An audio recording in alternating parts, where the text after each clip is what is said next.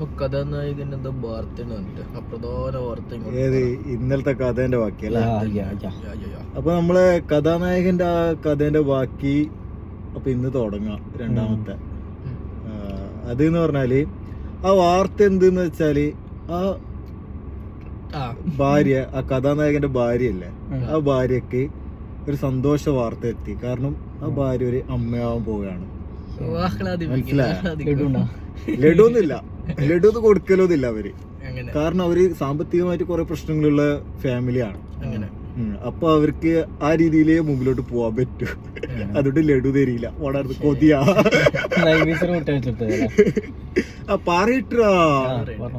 അങ്ങനെ ആ കഥാനായകന്റെ ഭാര്യ ഒരു അമ്മയാവാൻ പോകുന്ന സന്തോഷം അറിഞ്ഞ് ആ സന്തോഷം ഈ ഭർത്താവിനെ അറിയിക്കാൻ വേണ്ടി ഇങ്ങനെ ഭയങ്കര വീർപ്പുമുട്ടി സന്തോഷത്തിൽ ഇങ്ങനെ ആഹ്ലാദിച്ച് ഭർത്താവ് വരുന്നതും കാത്ത് ഇങ്ങനെ വാതിക്കാൻ നിൽക്കുകയാണ്.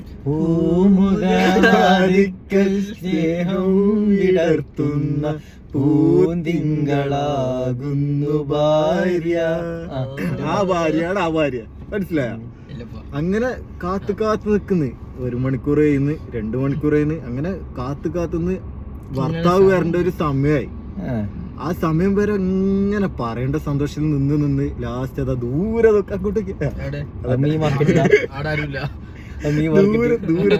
ദൂരത്തുനിന്ന് അതാ ഭർത്താവ് ഇങ്ങനെ വരിക. അടുത്തോട്ട് വന്നോണ്ടാണല്ലേ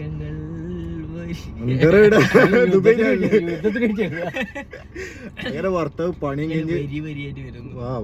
പണിയും കഴിഞ്ഞ് അടുത്തോട്ട് എത്തും തോറും ഇവൾക്ക് ഇങ്ങനെ കേടുന്ന് തുടങ്ങണം.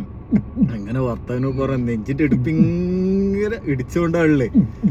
അങ്ങനെ ആ ഭർത്താവിനോട് ആ സന്തോഷ വാർത്ത അങ്ങ് പറഞ്ഞു.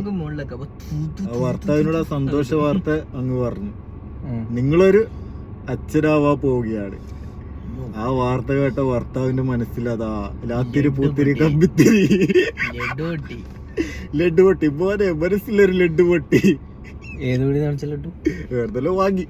അങ്ങനെ ആ ഭർത്താവ് സന്തോഷ വാർത്ത കേട്ടിട്ട് ആ പെണ്ണ് പ്രഗ്നന്റ് ആയി. ആ മാസം കഴിഞ്ഞു, 2-ാം മാസവും കഴിഞ്ഞു.